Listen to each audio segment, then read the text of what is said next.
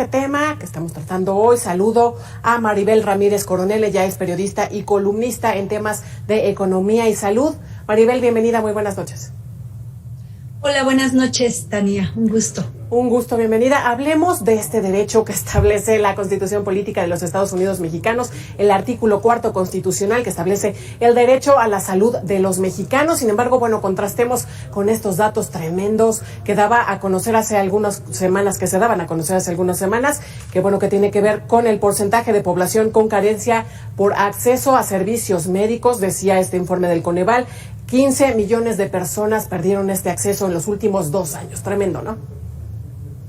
Sí, desgraciadamente, o sea, la triste noticia con estos datos tan contundentes que nos informó el Coneval, que evalúa la pobreza en México, y que los reafirmó el INEGI también, porque en su encuesta nacional de ingreso-gasto de los hogares, el INEGI reportó que aumentó el gasto de salud en México, pero el gasto de bolsillo, es decir, el que ejercen las familias, y eso normalmente es un gasto catastrófico que se le llama el gasto de bolsillo en salud, porque es desorganizado, desordenado, no planeado, y por lo tanto normalmente es más caro, es ineficiente, y eso reduce reduce la posibilidad de que las familias lo dediquen a otra cosa. Por eso el gasto en salud tiene que ser público, sobre todo, principalmente, y es una de las causas de por lo que se está elevando el empobrecimiento o el gasto catastrófico en salud en México, porque el sector público no está alcanzando a cubrir las necesidades de las familias o de las personas que se enferman, y por lo tanto están gastando las familias en su medicamento, en consulta, en diagnóstico, más de lo que en otros años, y por lo tanto por eso está elevándose también todos los datos que dio Coneval. Y es una tragedia porque vamos para atrás. En la Constitución, en el artículo 4 de la Constitución, de nuestra Carta Magna Sagrada en nuestro país, está muy bien y claramente tipificado que el derecho a la salud, que está a nivel internacional, es parte de todos los acuerdos como prioritario de la Declaración Universal de Derechos Humanos, del derecho internacional, de todos los derechos económicos, sociales, culturales, de la Convención sobre los Derechos de las Personas. O sea, el derecho a la salud es algo prioritario y básico, ¿no? Junto con el de la vivienda, la alimentación y todo. Pero en México no se está cumpliendo. Y aparte, en este gobierno hubo un cambio constitucional en el artículo 4, donde se menciona que incluso se tendría que dar medicamentos gratuitos para todos, lo cual eleva la exigencia del Estado a cumplirle a sus habitantes.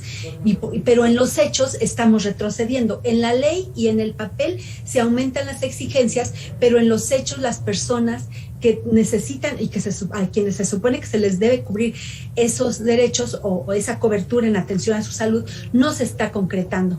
Va en retroceso lamentablemente. Y hay una razón muy clara, porque no se está aumentando la inversión en salud.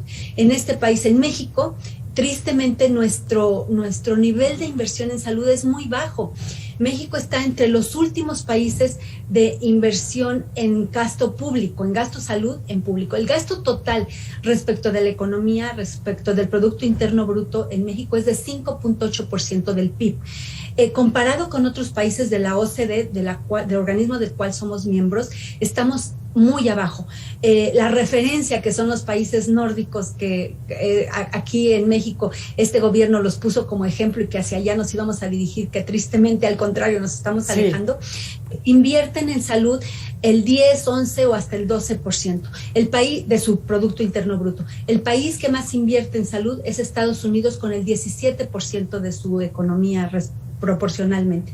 No quiere decir que sea el más eficiente en salud, los más eficientes son los europeos, pero nosotros estamos abajo. Sí, Maribel, justo en este sentido, bueno, ya hablabas del INSABI, y bueno, decir además, este informe del Coneval que habla justo pues del poco acceso a servicios de salud por parte de los mexicanos, y bueno, que 15 millones de mexicanos han perdido este acceso. Hay que recordar, cuando se creó el INSABI, se desapareció pues este programa anterior, el Seguro Popular. Bueno, se nos pintó que íbamos a tener un gran sistema de salud, ya lo decías tú, un sistema de salud de primer mundo, de allá de Dinamarca, de Noruega. Sin embargo, hoy el INSABI, ¿qué es el INSABI? Pues parece, por muchos lo califican un elefante blanco hoy en día, porque no se garantizan los servicios para los ciudadanos, ¿no? Y bueno, además, pues ahí está todo este reclamo, todas estas personas, niños con cáncer, infinidad de servicios, de especialidades que no se están garantizando, ¿no?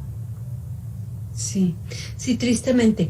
Es que aquí la parte dramática, triste, es que no tomaron decisiones este gobierno desde el principio y las ejecutaron a rajatabla. O sea, quizá hubieran sido buenas ideas de su diagnóstico que hicieron. O sea, si ellos tenían como equipo de gobierno hacia adelante que iban a desaparecer el Seguro Popular porque iban a combatir la corrupción, porque ese fue el discurso, en el discurso ese fue el objetivo, hubieran hecho una planeación más clara para el organismo que iba a sustituir el Seguro Popular, pero en un mediano plazo ejecutarlo. En cambio, quitaron el Seguro Popular, lo eliminaron de inmediato en un cambio de ley, de la Ley General de Salud, que como el Congreso lo aprobó también muy pronto, no definieron bien el andamiaje en el que iban a funcionar el INSABI. El INSABI hasta la fecha todavía sigue operando medio un poco dentro de las vías legales en que operaba el Seguro Popular, y bueno, pues llevamos 3 años de gobierno. La parte del desabasto es parte de ese desorden, esa falta de andamiaje legal y jurídico y operativo que no tiene el INSABI, porque de pilón al INSABI le dejaron la parte de las compras. Las compras de medicamentos y de insumos en general del sistema de salud, si ustedes recuerdan, originalmente desde que inició el gobierno también se dijo que las iba a hacer la Secretaría de Hacienda.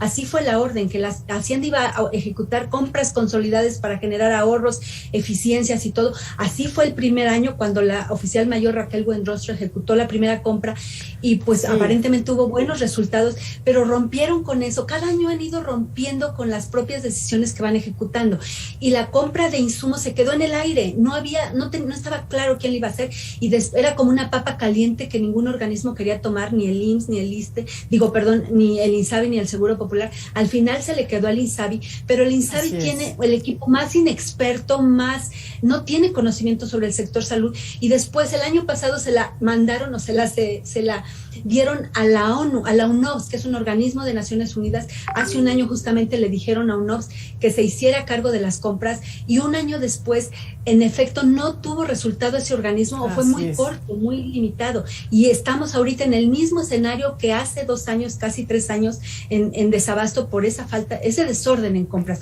y se junta junto con otros. Así es, Maribel. Bueno, se nos acaba el tiempo, te agradecemos estos minutos. Ahí está este tema que seguimos enfrentando, y bueno, en medio de pandemia. Además, ahí estaba el secretario de Salud, Jorge Alcocer, diciendo hace algunas semanas en la conferencia de prensa mañanera, diciendo misión cumplida en lo que tiene que ver con las compras de medicamentos. Bueno, pues ahí sigue la interrogante, porque todavía no tenemos garantizado el acceso a los medicamentos. Te agradezco estos minutos, Maribel Ramírez Coronel, periodista y columnista en temas de economía y salud. Gracias por estar con Mega Noticias. Buenas noches. Buenas noches. Y bueno, pues nosotros continuamos con la información justo en lo que tiene que ver pues con el desabasto de medicamentos, la falta de acceso a los servicios médicos allá en Guanajuato, pues el crecimiento